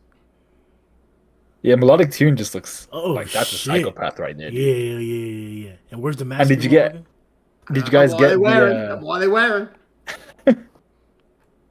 Did you guys get the shade that Monaco was throwing out as well about their redundant names? So they all have an adjective, which is then followed by something which means exactly the same thing. So I was laughing my ass off when Grim was saying why their names so stupid, and it's because they are actually stupid. Like you got Shrieking Scream, that's just describing a scream twice, and then you have like Freezing Ice. How Freezing Ice is kind of redundant. It's ice. Multicolored rainbow, yeah. That's the running joke, though. Every person who hears those names go, "That's dumb." No one has gone, "Whoa, so cool." Yes, it's The worst is destruction, destroy. It's almost the same exact word. It's really just like redundant adjective and then pair with the noun. And actually, I think someone in the who was it? It was on the YouTube comments. I think it's Hisatsu. But he mentioned a question that I had, which was, will the ninjas in this page that are being shown, will they show up and interrupt Flash and Sonic next chapter, or will they be in the same place where Blast and Saitama went? So that's a good question. Funky part, right? Because Flash and Sonic may be being observed by some of the ninjas, but our boys Blast and Saitama have gone to the hideout, which is where they said they were going to be with MT Void as well. So does that mean that they have a couple people who are monitoring Flash and Sonic, or will they all be still there at the hideout waiting for Sonic because that's where they said they would meet him? I don't thinking about it. Thinking about that, I mean, it would kind of clear one of my worries, because my whole thing was, if Blast and Saitama are on the way to the hideout, they should be able to clear it very easily without there being any interjections from Flashy Flash and Sonic. But if they are lying in wait here instead and they just lied to Sonic, which that could be very possible because they may be trying to kill them both, two birds, one stone, then they could fight in this battlefield, which is kind of symbolic since this is the place where they want to create the what we call an orphanage. And then with Blast and Saitama, they could take care of that man. So I think it's gonna be the other way around. Well, no, I think you're on the right path with it. But I think the Tenin Toe will fight Saitama and Blast, whereas that man will be the one to take down Flashy. Well, not take him down, but basically he might be the one observing Flash and Sonic, because we've got these two main parties. And my main concern is actually more to do with Saitama, because if Saitama and Blast are up against that man, they're gonna just destroy him. Like, I know he's strong, he's probably crazy strong, but there's gonna be a match. But more importantly, that would kind of show Blast straight away how strong Saitama is. If he's like, "Oh, hold it back," and Saitama's like, "I got this," boom, take him down. I don't think Blast will let Saitama fight him, though. That's fair. But do you think Saitama would kind of stay back? Yeah. He has to. Remember, this is the main character. Like, he has to somehow get involved in that final scuffle, especially if this is the most prominent guy in the story at the time. Like, the only other guy stronger than him right now is God in the story. So Saitama has to get involved with him. I think we would get into a situation to where maybe he gets out of control or for some reason and does incapacitate Blast instead this time, and then he has to fight him, sure. But we know Saitama can beat you without having to kill you. We know it can be written to that extent or to that point. We know it can be done. So I was going to say, because if he fights the Tenin Toe, then he probably thinks Saitama's a bit stronger than normal. It's like, "Oh, you're pretty good for an up-and-coming hero." And he's like, "Thank you, I guess." Whereas, and that happens when the other two fight that man, because you still kind of get that same, they probably wouldn't win, but you still have that same kind of message of, burying the old for the new. If Sonic and Flash end up fighting that man at the grounds of their new ninja village, like then their new goals. Just to clarify, where are Blast, Saitama, and Monaco headed? To the place where we've seen Yelwin and Hellfire Flame get lumped up. I thought it was the hideout, the actual like facility where Blaster attacked a few years ago. No, you mean Satsuki might be right. You mean the village? Yeah. That's a good chat. So now we have 3 locations, right? I thought they were talking about the hideout where Satsuki was talking about, where Hellfire Flame and Gale Wind got kind of pinned down. So I thought that was their kind of hideout. But it would be strange if Sonic was just chilling in a hideout, which was kind of the hideout of the Teninto. That would just be a bit funky. So they might actually be referring to the village. I'm gonna go look at it. Yeah, I'm gonna read it right now. Go on, yeah, sorry, go. So 196. There's something I need to take care of before this. I'd like you to head over to the hideout ahead of me. That's fine. But the address for the hideout that's written on the back of the challenge, are we sure it's correct? Nod. And then Monaco says, do they even realize they're ninjas? So I think That's that's my misunderstanding then. Yeah, so they're going to where Sonic was Yeah. at the beginning of 195. They're not going to the ninja village. Yeah. Blast knows there, but he said, oh, that's the address of the hideout. Okay. Yeah, because Oh, if they're going to shit. the ninja village, Blast wouldn't need the address. He'd just be like, yeah, I've been there before. Time to go back. Okay. But Well- yeah, people are saying the hideout's just Sonic's house. Jesus, bro. Hey, come over, bro. Fucking Come Sonic. through, boy. I got half a window. It's all right when it gets hot. Here's a question: do we know kind of like how Blast's like teleport portals work? Is it like instant, or is it like space time bits with it, where like they're gonna be there like in a moment, but and like on our plane, it's gonna be like a certain amount of time to get there. No clue. So, what I'm assuming is happening is that he's replacing space time. That's maybe not replacing space time. Let's say, My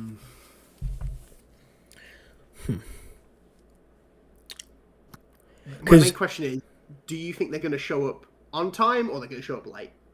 'Cause oh, in there's- terms of time dilation. Yeah. Oh, I'm not sure. That's the word, time dilation. Because if there's like a time difference, where everything can go on and they can have their big fights, get Tenny Toe in that manner when things go really bad, Blast and Saitama can show up. I mean, we saw Garou's usage of the portals, and there wasn't an issue with time dilation in his attempt. So I assume that not only is Blast capable of doing that, I don't know though, because like, was he just not aware that there was a fight going on here, bro? Like, why did you? Like, I don't know that shit. I don't know why any of that happened, bro. I mean, yeah, he dropped him off at the surface before any of the Kaides came up, and then he just left, right? So he wouldn't have seen the fight that was going on. So that's why he didn't necessarily need to stay. I think, but I don't know, bro. I think that, yeah, like we pointed out and like they pointed out, this is just an effect of his power. It may be like an energy type thing where like whenever he creates the portals, they expand to a certain size, and anything or any space that was in the position where the portals expanded to, they're gone then. And it's just like removed from space, erased. That's probably what's going on there. Like the gate itself destroys matter, which would be badass because you could use the gates to fight, as this is pointing out. Man, Blast is badass, dog. I was honestly surprised that we got so much of him. Like that he's so involved in the storyline right now. Like we're so used to him just coming off to the side or like coming in to save somebody or like sprinkling in his name or some shit like that. But no, he's here right now. We're about to go to Sonic's house, hop on the PS4, hop on FIFA or some shit like that. Get a Smash tournament and order some pizza or whatever. Like we going to Sonic's, so we'll see. If he has to leave, I'm fine because I never expect him to be in the story this long. But I agree. The fact he's in it so much, I'm really happy about this.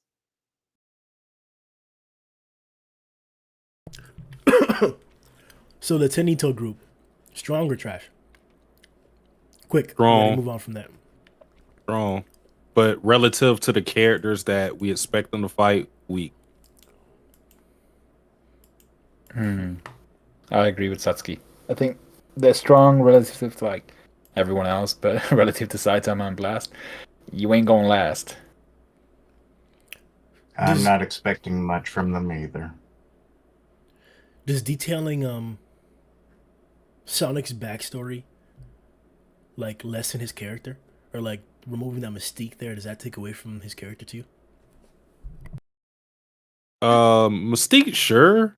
But I think that's the whole point because even Flashy Flash, we talked about it maybe like two podcasts ago, maybe the last one, where Flashy Flash is being more of a character that's being integrated with the comedy of the story, and we're seeing different facets of his personality. And in that same way, we're starting to get that with Sonic now that he's becoming a more prominent character. I think it makes him. I think before he was kind of one note, just being the guy that challenges Saitama, gets his ass whooped, and then we'll hear from him and he'll do the same cycle. Here, we're actually getting a whole story for him. So I'm glad that he's in a narrative other than like the gag that was present. Especially time-wise as well. Like, I mean, we all know, like, Sonic was gone for, like, in our time, like, 4-5 years of the story or something. Like, I get rid of the mystique, get him back in the story, give us some interesting stuff to do with him. I'm absolutely fine with it. Sundown, Kishin, no opinions? Is Sonic more cooler now? Or, like, is he as trash as he's always been? Like, because to me, his pinnacle was back in the Deep Sea days, but go ahead. Yeah, I think with characters like Sonic, there's always a point where, like Satsuki was saying, you can either come back and do the exact same thing that we've seen you do, or you actually develop the backstory of that character and kind of get an idea of why they are the way they are, where they've come from, all that type of stuff. And especially when they're tied into one of the other characters who's been getting more and more screen time, which is Flashy Flash, and then tying that into something which we've all been waiting for, which has been the Ninja Village. I think it just adds a lot more kind of color and depth to his character at a time where we really needed it, because we were talking about this at the end of the last arc, which is where do we go from this? And I think the Ninja Village was one of the things that we all wanted to get to. So yeah, I think it adds so much more to his character. Yeah, he's definitely more complex as a character, but I mean, he's still base level what he's always been, considering, you know, he supposedly had these big plans of creating, you know, a better village, and he hasn't done shit with that. So either he just failed completely or he abandoned them. But I think that us getting the backstory now makes us wonder what happened in his life to get him to this point. Whereas before, I can't speak for everybody else, but before it was Sonic was just who he was. We weren't thinking about did he become this or anything like that. It was just It's how ninjas this who he is. Yeah. Yeah, would you say that, like, he was giving off the same aura that all the rest of the ninjas were? Like, oh, they out here trying to fight and kill everybody. Like, they're about their business. Just straight no bullshit. Just let me kill the next guy type shit. But no, this gives more context to the character. I agree in that sense, but I don't know if it's like the lighthearted dream and seeing him as a kid. That's what, like, softened my opinion or my viewpoint of him. Like, before, like I said, to me, the pinnacle was like, broke out of jail, coincidentally, trying to kill whatchamacallit, a hero's versus to a monster. Does that thing to the monster too, bro. Like, man, that confrontation with Sonic and Deep Sea King, I was like, yes, that's how you set up a character. And then the gag of challenging Saitama and constantly failing, like, it. Let me put it like this: it's a gag, obviously. But if you take its context to the story, it's not a gag. This character is one of the few who is continuously challenging the very strongest. Knows exactly how powerful he is. Not exactly. Has a pretty good idea of how strong he is to a certain limit. And continues to go after it constantly. Constantly. Like, but because of the disparity of power, it looks like it's a gag. But that's the tenacity of this character. Like, he's pushing that much. And it's like, to have your dream be to where you wanted to take over the thing and then make it something different. It's like, there's such a contrast there. When Satsuki pointed out that he wants to see why it changed, like, yeah, bro, why are you just like the rest of these ninjas now that just wants to kill Flashy Flash and be the strongest? When before you wanted to make your own village. Why don't you do that now that you're free? Like, why don't you do that now? Yeah, he had to have completely given in to despair at some point. Like I said, it's probably when Blast destroyed the village. So that'll be it'll be in a way ironic that his Blast's friend became who he was, and in turn, he almost turned Sonic into the same type of person. Because given what we've seen from Sonic, if it's true that he got this way because of Blast destroying the village, that kind of led him to take in the monster cells. Because I mean, if he was always this optimistic as a kid, he wouldn't even thought about the monster cells at any point. But we know how that turned out, so no permanent change because of that. I mean, he was like £10 lighter, I think, or something afterwards. Well, yeah, that's true. It's weird. What if that's how he keeps it with Flash? He's faster now because of the. Oh my lord! The weight loss. I would drop. I wouldn't, mate. I'm picking up here from chapter 1 if that happens. So it was just weird too. Like, I'm gonna read a sequence of dialogue here. This is Blast and Flash having a conversation. Blast says, "I wouldn't blame you for holding a grudge." Or right before that, Flashy questions him, "You were the one who destroyed the village, weren't you, Blast?" Blast replies, "I wouldn't blame you for holding a grudge." Why? Like, there's a difference in perception there. He perceived the village to be beloved by the ninjas when we've known, at least from Flashy and all the other participants, that it wasn't like a lovable thing. It was like ferocious. So like, where's the disconnect there? Were they hiding the truth of like that you have to kill everybody in your class from everybody else? Is that what Blast doesn't know that? Or like, why is there a disconnect in perception there? Well, sorry, you go first. Go on. I was just gonna say it may just be a thing of, I mean, that's the only home they've really known, and it's as simple as that. Even if it's as bad as it was, if they've been raised in the village, that's really it. So in their minds, there is this random dude just blowing up their houses and taking away their livelihood.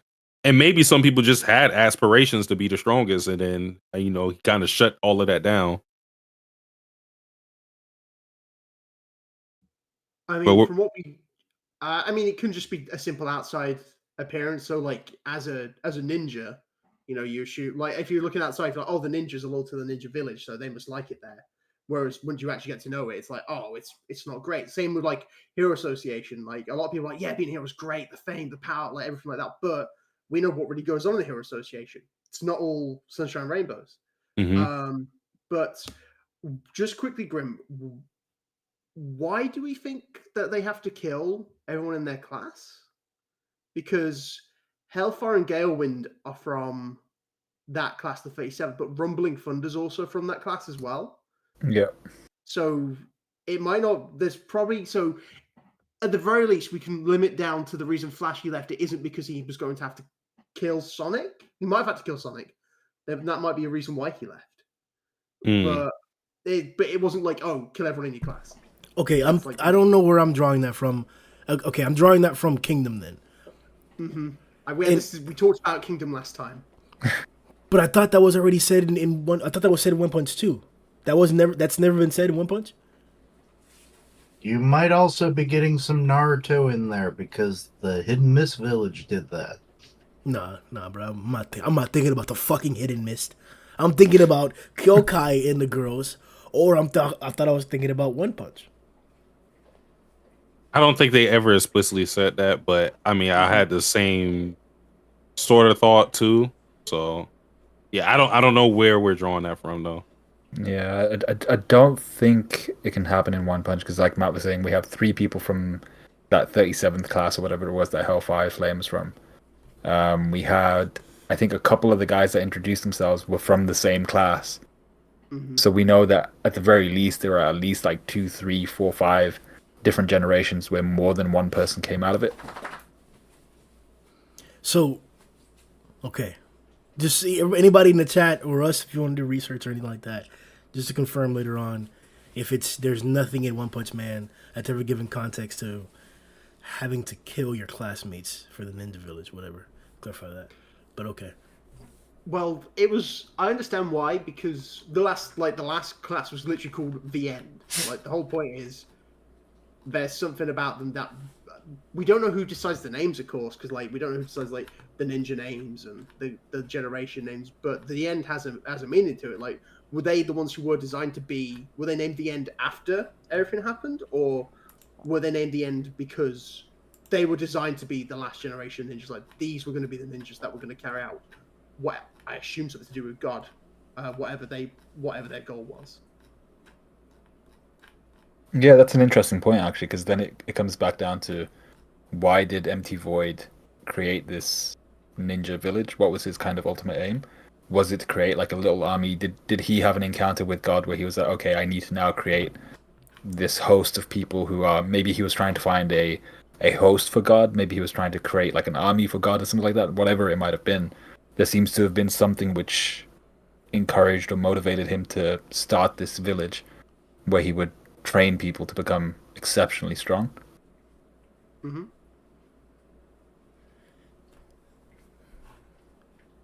These guys also say they want to take over the world. At least they're not trying to kill all of humanity.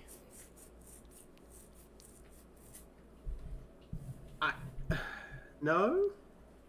Well, no. No is the answer. Okay. Yeah, not yet.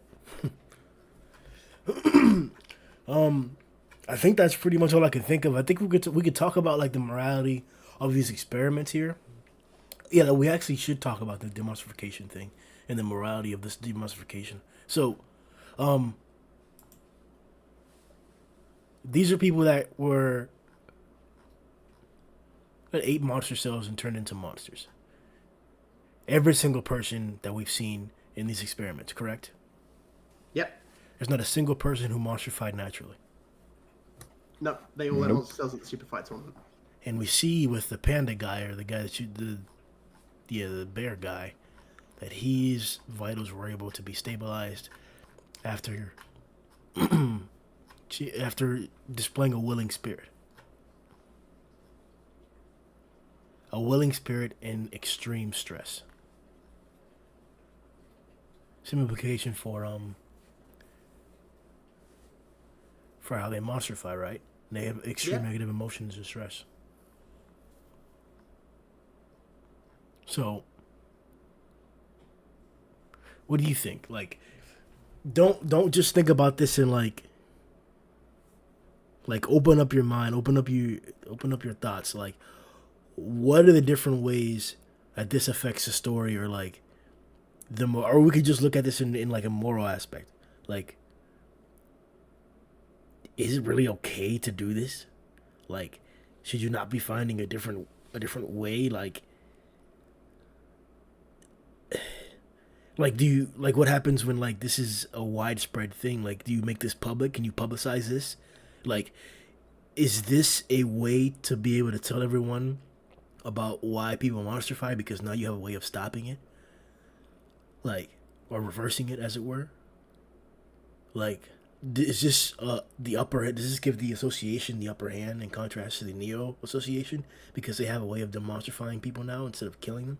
Is what's going to be the big difference maker between the Neo Association and the Hero Association? The fact that we can now save, to a certain degree, because we're not yet talking about natural monstrification, we're talking about monster cells, that we can reverse monstrification in all cases to a certain point, while the Neo can only kill and only wants to kill. Is that going to be the difference maker? Like, what are different ways that we could think about this here? Well, the way I look at it is, the reason this is, while Blast is even overseeing this, is because he wants to see if there's a way to reverse the monstrification for his boy, Empty Void. And we can think about how it's going to affect people outside of that.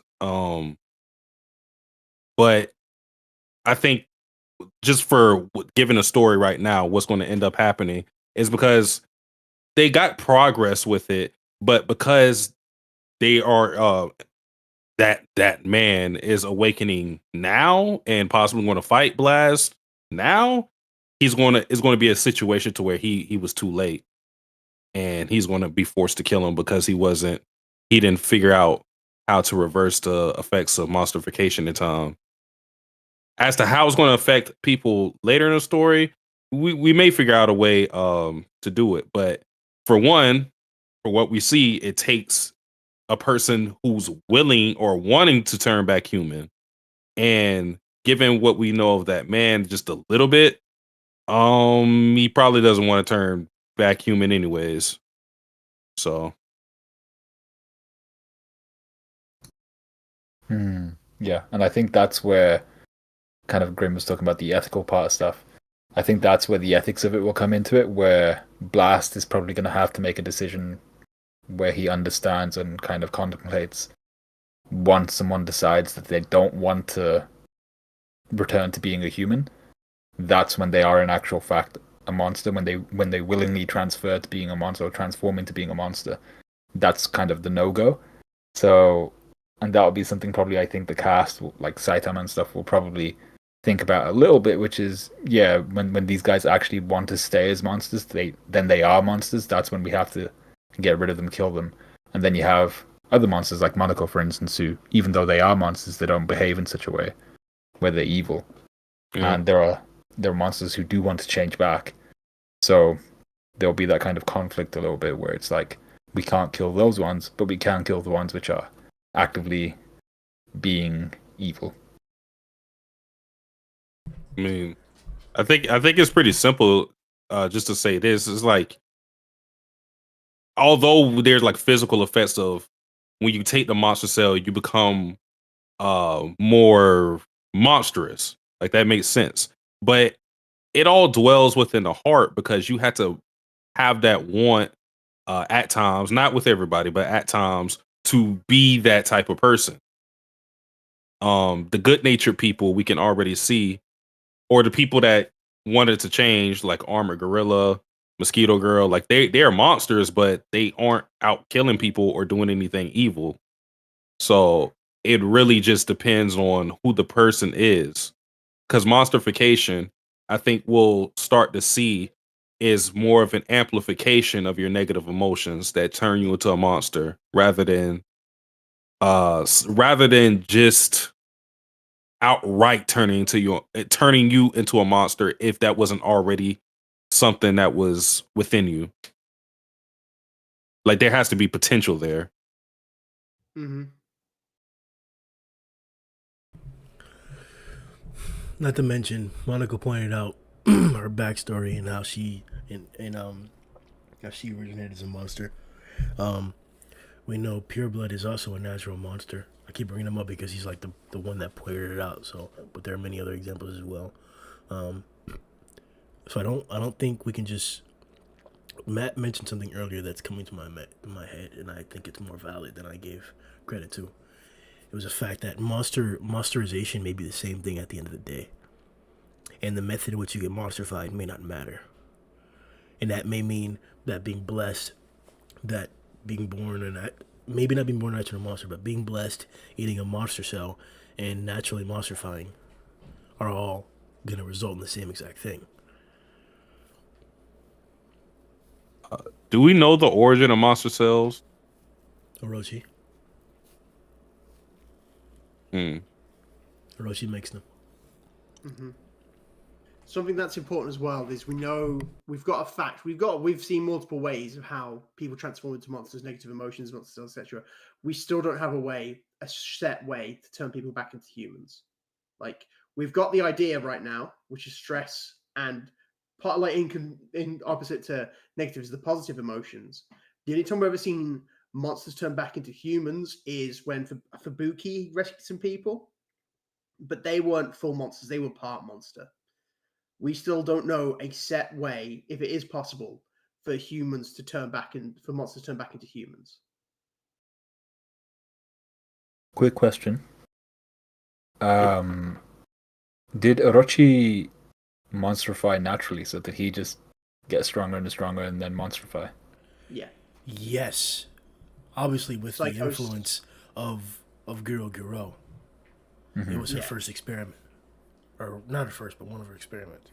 She kept putting in more strenuous situations, and he just turned into Orochi that way. Yeah. Okay. So was it his specific kind of ability that he could give part of his cells, his flesh, and others would transform? Or could we assume that possibly dragon level monsters have similar abilities where they could give part of their flesh, cells, whatever it might be, and transform other people through that No, method? there's no No, implication that anybody else can give you the power to monstrify besides Orochi and God. I think it probably comes from the fact that her whole mindset was to create a monster. So one of his like offsprings of the power that eventually was that he had the ability to create monsters because it came from that mindset of wanting to make monsters so he can make monsters in return. Like a Yeah. machine. Makes sense. Mhm. Same with Genus. And I'm about to pull up a Genus quote here, but he was also making monsters. So the monstrification process on them wouldn't necessarily work, right? Like, how do you turn... You can't make Carnage Kabuto into a human. He never was. Check this quote out. Go ahead. No, you finish off this. You finish off this. No. You go. Do you think Dr. Genus could do it? Do you think he could reverse monsters to humans? 100%. He would be the guy that if one wanted to write that into the story, that's the person who I would accept. The only person who I would accept. Because he's basically a god. Like, infinite clones, reversed aging. Like, he's basically figured out the limiters. Like, if anyone could do it, it's him. like... Yeah, and a few of the monsters beneath him they've actively changed to being kind of not necessarily heroic, but good in a sense. Just neutral, just people. Yeah, Living lives. yeah. So it's funny that underneath him, even though it wasn't his intention, they've become neutral. It really was a house of evolution. Okay, so just to give context to the two things that we were talking about, thank you to Ferditz in the chat. Shout out to everybody else in the chat too. I have been watching. He mentions to go to chapter 114.2. I'm glad we have the same reference here in Kubati type chapters to get more information about the monster cells. So what I brought up was the bro, why is my PC going slow right now, bro? What is it? It's not my PC, it's Kubati, bro. It's Kubati. It's Kubati. That shit's just cheeks, bro. Alright. What I was talking about. Yeah, it's like taking 100 years to pull up. I don't see anything here that says anything about monster cells from Orochi's monster cells, bro. So these so it's the big devices. So there's a lot of monster cells that still exist. To be fair, like they definitely could be still around. These devices cultivate monster cells harvested from Lord Orochi. They have the power to change humans into monsters. Which, to be fair, I was me like, oh, they could still be around, and mine literally destroys the next page. So, but yeah, it's basically saying that Orochi is the one responsible for creating monster cells. Gotcha. And then I'm thinking too. We mentioned some of the characters like, or we seen. What is his name? God damn it. Hamukichi in this chapter, and we have another character. Since you mentioned him, Sweet Mask, who more than likely is a monster himself, but has the human appearance. So Will is definitely a huge X factor in getting that back. But it's also, it may be a clue as to, or not a clue, it may be a glimpse as to, even if that's possible, the monster side might still be a part of people.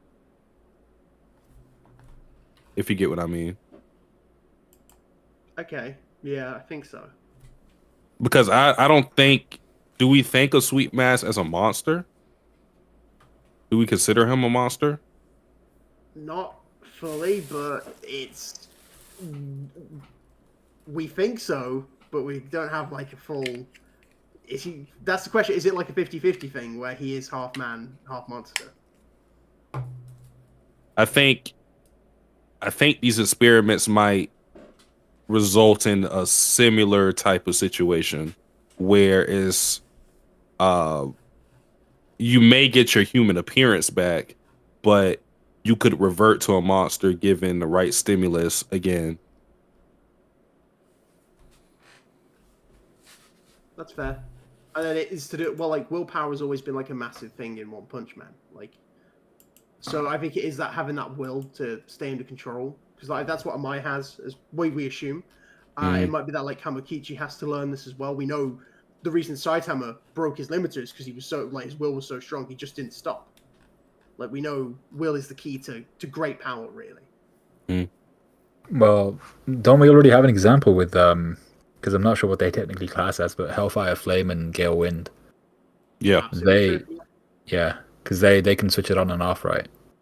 Yep, completely forgot. You're right. which is We weird talked because I about too- consider them monsters. But that's sweet. We chalk that up to what, like self-control or like control of their ability. Yeah, could be a matter of discipline. Can they still monsterify? I don't know, because they haven't really shown it. I mean, I'm trying to think. When was like they got by Flashy, and were they?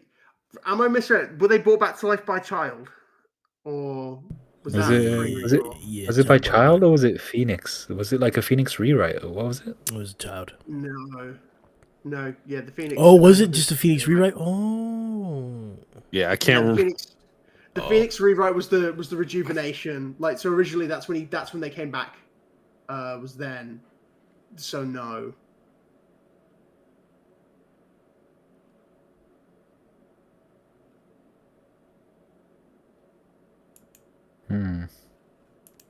I'll have a quick look. Give me a minute. I tell y'all all the time, my memories are like janked when it comes to that. but yeah, like I'm anticipating some greatness. I'm anticipating some greatness from all these guys. This I think this villain alone, this guy alone, Empty Void, is gonna be a huge character for the long run. It may not be a situation where we're just talking about whatchamacallit,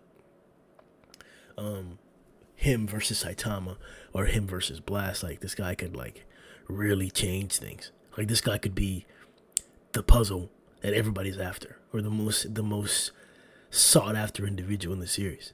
God wants him, Blast wants to save him, Cape may have to kill him.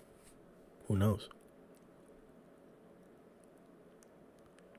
Yeah, I am keen to see how that develops because the key thing with him is that he has the ability to open up that portal, to open up that gate to God, and I feel like if he gets introduced as this person with this type of ability, and then he just gets cleaned up by either Blast or Saitama, then it will feel a bit like a waste.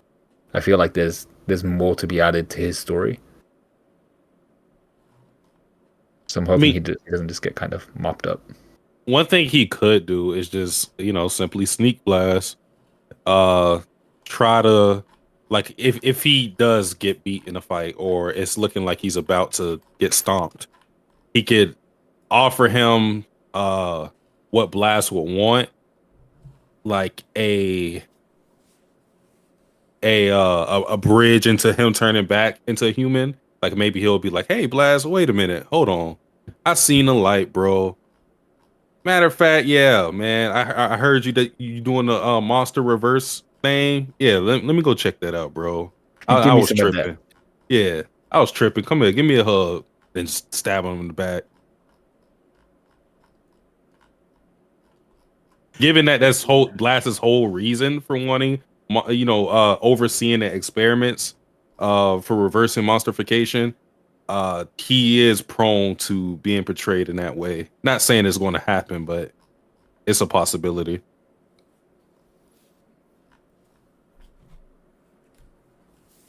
Okay. All right. So with Phoenix Man, is it looking like then he brought them back, and then Child electrocuted the hell out of him, and Killed that him. snapped him at. Or Did that kill him? yeah. No, yeah, you're right. Yeah, it snapped him out of the control. So then they just stayed alive after that. So that's a different question. Like we don't know until they show any signs, but they've never gone. We have to turn into monsters again, despite the fact that it's their stronger form. Like they're still not like, oh, if we monsterify, we can beat them. Like Man. Yeah. And did they ever, when we saw them monsterify, I'm pretty sure there was some sort of dialogue around them saying why they could just turn it on and off. They were just like, yeah, it's due to our will or due to our physical capabilities. Here's something I didn't even consider: can the rest of the 10 Tone monsterify? No, that would be interesting. I feel like some of them, not necessarily all of them, but definitely some of them. Maybe we'll see a disparity in their power, and the weaker ones will have to or reveal that they had taken monster cells. Because I wouldn't be surprised if they all could, but then it's that different level. So, like, because a few of them have like quite monster like appearances. Shrieking Screams like the first one I think of, but they all have like those themes, like malevolent violence, like freezing ice. They've all got like enough for a variety of powers there too. So I think there could be something there. Yeah, and it would strike me as weird, like if they had that capsule of empty void. He very clearly looks like a monster. So it must be kind of known within the ninja village that, you know, their founder is part monster, a monster to an extent. So is it a thing within the ninja village where they, you know, the best of the best, do they become monsters? Is that why Flashy left? Is it something that is part of their kind of their charter or whatever they decide to do at the end? It wouldn't be a surprise. But then I'd be like, okay, but how are they kind of going about doing it? Did they have just like a whole bunch of cells? Is it something to do with having they had a cube at their village, right? Yeah. Is it something to do with having that there? To be fair, we know that. Well, we said it earlier. Orochi's the only one we know of that can produce cells. So unless, and we know that the ninjas were defeated before then, and we know that Nova Ninja is part of the Monster Association, apart from Hellfire and Gale. So I feel like it is safe to assume, if I take my point back, that I don't think they can all monsterify. I think it might just be Hellfire and Gale, because the others had no way to. They had no contact with the Monster Association. It was only Hellfire and Gale who did, and I unless like there was some kind of deal arranged, because the Ninja Association, what I'm saying, the Ninja Village wasn't around the same time the Monster Association was. I think it would be, they could do. There's a chance. I don't think it is though.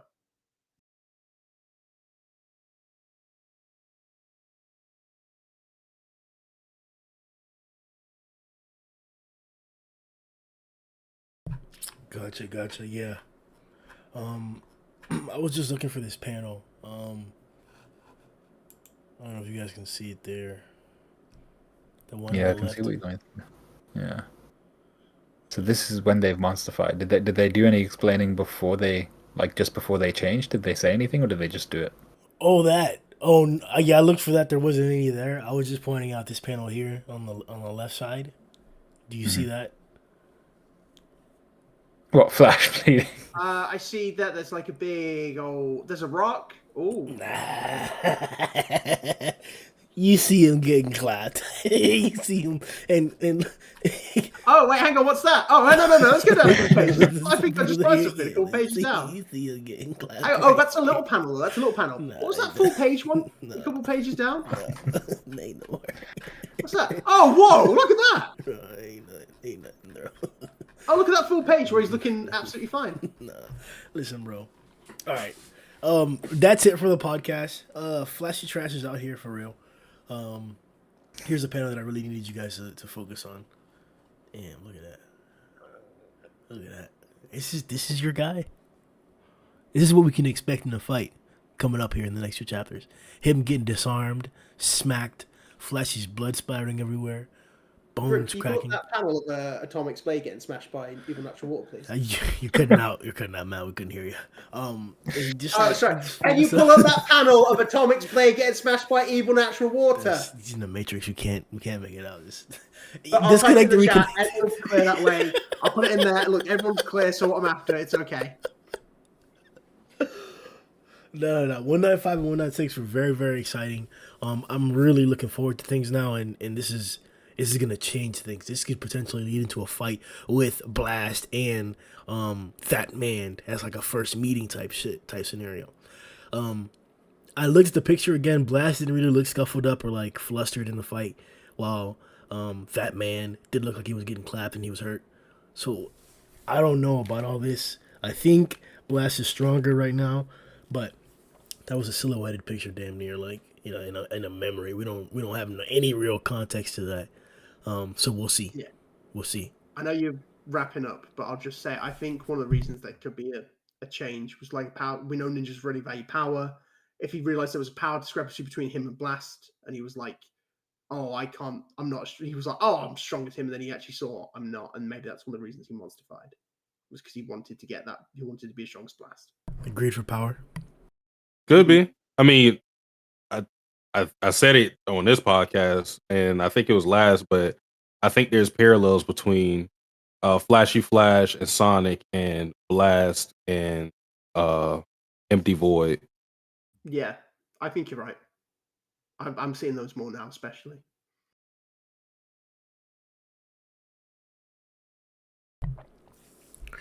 Yeah. Somebody says that if you check